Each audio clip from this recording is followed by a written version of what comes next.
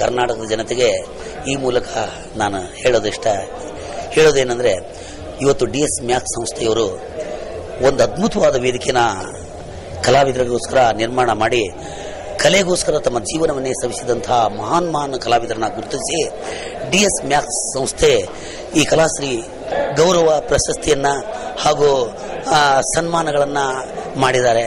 ನಿಜವಾಗಲೂ ನನಗೂ ಕೂಡ ಬಹಳ ಸಂತೋಷ ಆಗ್ತಾ ಇದೆ. ಕಲೆಗಾಗಿ ತಮ್ಮ ಜೀವನವನ್ನೇ ಮುಡುಪಾಗಿಟ್ಟಂತಹ ಮಹಾನ್ ವ್ಯಕ್ತಿಗಳು ಕನ್ನಡದಲ್ಲಿದ್ದಾರೆ. ಅವರು ವ್ಯಕ್ತಿಗಳಲ್ಲ, ಕನ್ನಡದ ಶಕ್ತಿಗಳು.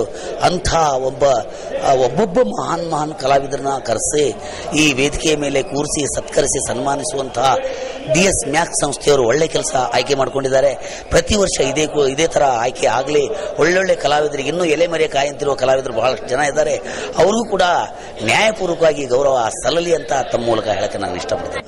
DS ಮ್ಯಾಕ್ಸ್ ಸಂಸ್ಥೆಗೆ ನನ್ನ ಸಮಸ್ತ ಕಲಾ ಬಳಗದ ವತಿಯಿಂದ ಶುಭಾಶಯಗಳನ್ನು ಸಲ್ಲಿಸುವ ಪ್ರಯತ್ನ ಮಾಡ್ತೇನೆ. ಒಳ್ಳೆಯದಾಗಲಿ, ಸಂಸ್ಥೆ ಇದೇ ರೀತಿ ಅಭಿವೃದ್ಧಿ ಹೊಂದಲಿ. DS ಮ್ಯಾಕ್ಸ್ ಸಂಸ್ಥೆ ಇನ್ನೂ ಉತ್ತರೋತ್ತರ ಅಭಿವೃದ್ಧಿ ಹೊಂದಲಿ. ಕಲಾವಿದರನ್ನ ಗೌರವಿಸುವಂತಹ ಶಕ್ತಿನ ತಾಯಿ ಕಲಾಶಾರದೆ ಅವರಿಗೆ ಒದಗಿಸಿಕೊಡ್ಲಿ ಅಂತ ಹೇಳ್ತಾ ನನ್ನ ಮಾತನ್ನು. ಅವರು ಕೂಡ 100 ವರ್ಷ ಬಾಳಲಿ. ಸತೀಶರು ಅವ್ರಿಗೂ ಕೂಡ ಕಲಾದೇವಿ ಸ್ವೀಕಾರ ಮಾಡಲಿ, ಅಪ್ಪಿಕೊಳ್ಳಿ.